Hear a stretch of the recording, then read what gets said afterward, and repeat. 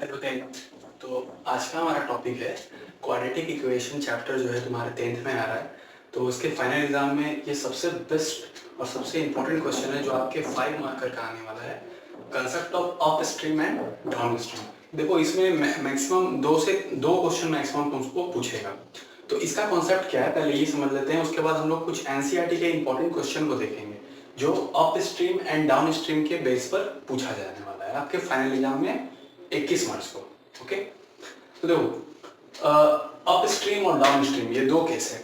Up stream और down stream में क्या है, यहाँ पर मैंने दो केस लिया है, केस 1 और केस 2। इसमें क्या है कि मान लिया कि ये रिवर है, ठीक। रिवर में एक अच्छा सा बोट तैर रहा है। तो रिवर में क्या है कि रिवर इस डायरेक्शन में आ रही है, ठीक। रिवर इस डायरेक्शन में आ रही है, बोट भी इसी डायरेक्शन में आ रहा है। इसका मतलब रिवर का डायरेक्शन और बोट का डायरेक्शन दोनों सेम डायरेक्शन में है। समझ रहे हो, रिवर और बोट दोनों सेम डायरेक्शन में है। जब दोनों बॉडी सेम डायरेक्शन में हो, जब दोनों बॉडी, दो कौन सा बॉडी है, एक रिवर हो गया और एक बोट, जब दोनों बॉडी सेम डायरेक्शन में जाए तो उस केस में हमारा वो डाउन स्ट्रीम का केस हो जाता है, ठीक। अब डाउन स्ट्रीम के केस में क्या है, तो देखो यहाँ पर कुछ चीजें हैं जो आपको याद करनी पड़ेगी। देखिए यहाँ पर मैंने कुछ लेट किया है, speed of boat in still water. Water में स्पीड का, बोट का स्पीड जो होगा उसको मैंने x माना है, उसको आगे तक हम लोग x मानने वाले हैं। तो speed of boat in still water वो x किलोमीटर पर आवर हो गया। स्पीड ऑफ स्ट्रीम, जो स्ट्रीम का स्पीड है, स्ट्रीम कुछ तो स्पीड से बह रही होगी ना, तो मान लिया कि वो स्पीड जो है हमारा y है। तो speed of boat x kilometre, speed of stream y kilometre. जब भी तुमसे डाउन स्ट्रीम के लिए पूछा जाएगा तो तुम क्या कहोगे कि उसका फॉर्मूला तुमको सीधे याद आना चाहिए। अब मुझे स्पीड ऑफ डाउन स्ट्रीम तो तुम बोलोगे x plus Y kilometre per hour, x plus Y kilometre per hour, ठीक। इसका अपोजिट, अब देखो यहाँ पर सेकंड केस में क्या है, फर्स्ट केस में दोनों सेम डायरेक्शन में जा रहा था। सेकंड केस में क्या हो रहा है कि सेकंड केस में डायरेक्शन जो है वो रिवर इधर है तो बोट इधर है। इसका मतलब दोनों बॉडी अपोजिट डायरेक्शन में हो गया।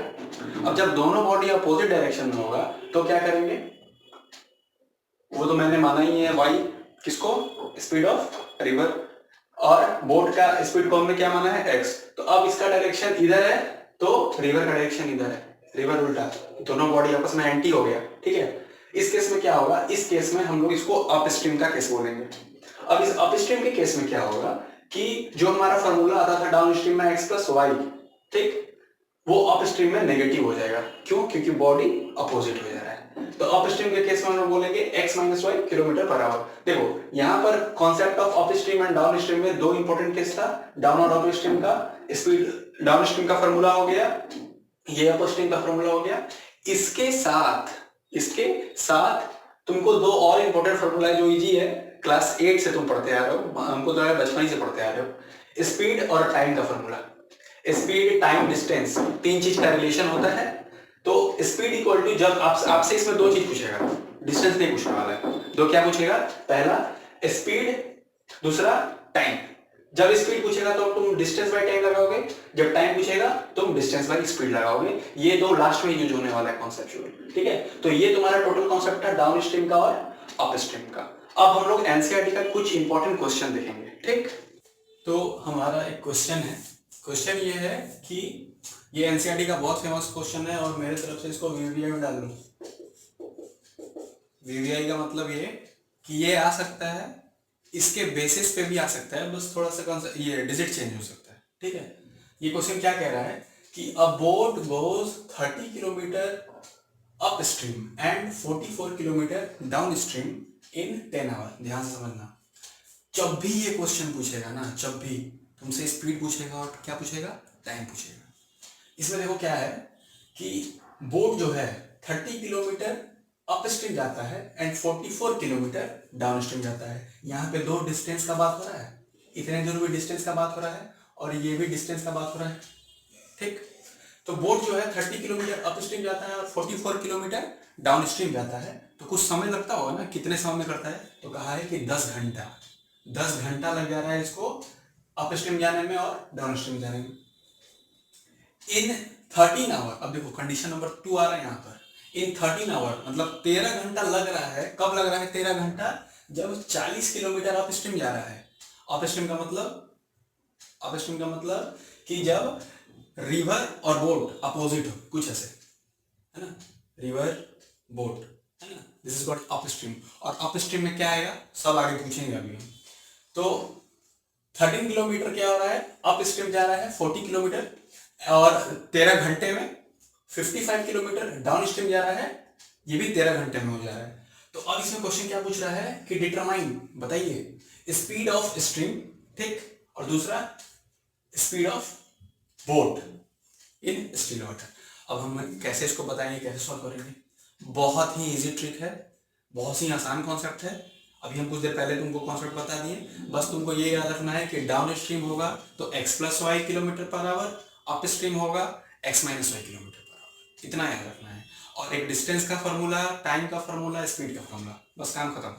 और linear equation in two variable पढ़े हो, उसमें केसेस कैसे बनता था, जैसे कि मान लो ऊपर आ गया 44 by X plus Y plus 30 by X minus Y, तो इस दोनों को कैसे हम लोग सॉल्व करते थे, तो 1 बाई एक्स प्लस वाई को हम लोग लेट कर लेते थे u, 1 by X minus Y को लेट कर लेते थे v। ये सारा कॉन्सेप्ट इसमें आएगा। अभी देखो क्या करना है, तो एग्जाम में अगर ये क्वेश्चन आ रहा है तो तुमको क्या करना है, लिखना है सॉल्यूशन। हम पहले बताए थे आंसर राइटिंग वाले में, तुमको क्या लिखना है, सॉल्यूशन, आंसर नहीं solution. Solution, speed of boat in still water, उसको तुम x मानोगे। हम पहले ही से बता रहे हैं कि speed of boat in still water को हम क्या मानेंगे, x kilometre. Second, speed of stream b y kilometre, speed of stream को क्या मानेंगे हम, y किलोमीटर मान लेंगे।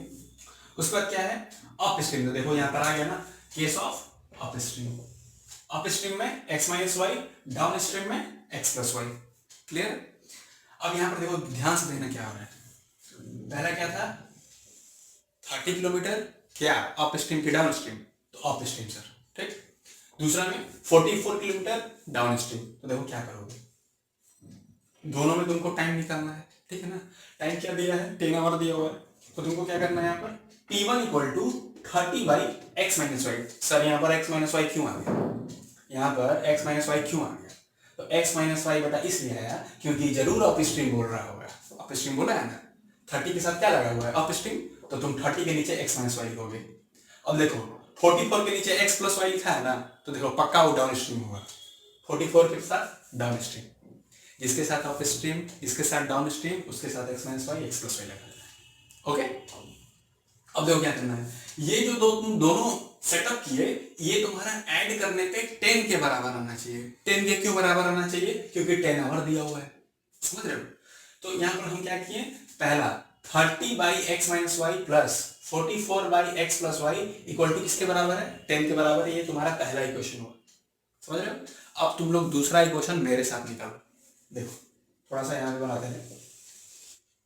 दूसरा इक्वेशन में क्या है, इन 13 आवर, देखो 13 घंटा बोला है, मतलब इसका जो t1 प्लस t2 आएगा वो ऐड करने पे कितना के बराबर आना चाहिए, 13 के बराबर आना चाहिए। तो देखो इसमें भी अप स्ट्रीम होगा, तो देखो यहाँ पे क्या कहा है, 40 kilometre in 13 hour it can go 40 kilometre up stream. Up stream का मतलब x माइनस वाई, तो लिखोगे ऐसे, देखो t1 इक्वल टू ऊपर 40 अप स्ट्रीम का मतलब x माइनस वाई। क्लियर।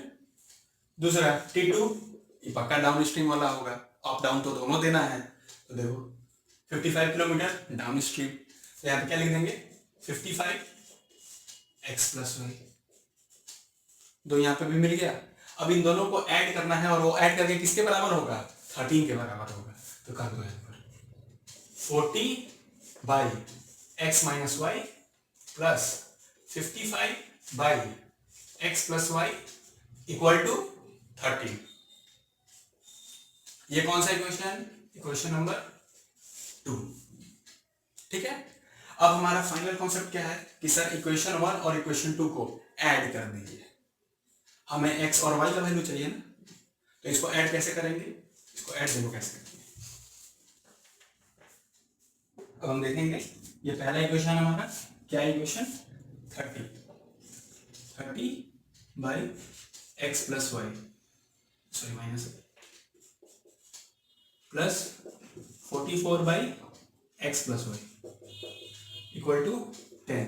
अब देखो यहाँ पे क्या करना है तुम लोग को, अभी हम बोले थे कि यहाँ पर लीनियर इक्वेशन का कॉन्सेप्ट आने वाला है। ये लीनियर इक्वेशन 2 वेरिएबल का कॉन्सेप्ट है। तो इसमें हम क्या करेंगे, इसमें 1/x - y को अलग से हम a मान लेंगे और 1/x + y को अलग से b मान लेंगे। सिंपल। तो let 1/x + y 1/x - y equal to a and 1/x + y equal to b।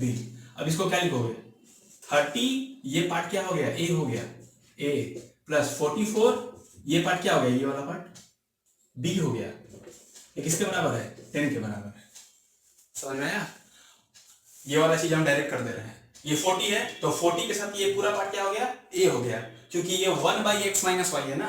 तो ये इसको हम लिखेंगे यहाँ पर 40a प्लस 55b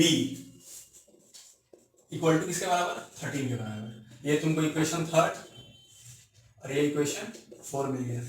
अब देखो, अब तुमको यहाँ से खुद से क्या निकाल लेना है, तुम यहाँ पे एलिमिनेशन मेथड यूज करोगे, ठीक है। और इसमें किसी दो को इक्वल कर देना। किसी दो को इक्वल करने के लिए क्या करोगे, या तो इस 40 को इससे मल्टीप्लाई करवा दो, या तो इस 30 को इससे मल्टीप्लाई करवा दो, है ना। ऊपर नीचे मल्टीप्लाई करा दो। कोई दो चीज, मान लो कि हमको a कैंसिल करना है, कोई दो चीज इक्वल होगा, इसको कैंसिल कर देना तो तुमको a का वैल्यू मिल जाएगा। उस a के वैल्यू से तुमको b का वैल्यू मिल जाएगा। पुट करोगे इक्वेशन में ना। तो यहां से पहले क्या करना है तुमको, यहां से a का वैल्यू निकालना है। इस a के वैल्यू से उसका तुमको क्या करना है, b का वैल्यू निकालना है। a से b का वैल्यू, और जैसे ही तुमको a b का वैल्यू मिलेगा तो 1/x - y की जगह पर मान लो कि a तुम्हारा 2 आया, a 2 आया, तो तुम क्या लिखोगे, 1/x - y इक्वल टू 2। यहाँ पर क्या लिखोगे, 1/x + y equal to b का कुछ वैल्यू आ गया, 3 आ गया, तो लिख दोगे 3।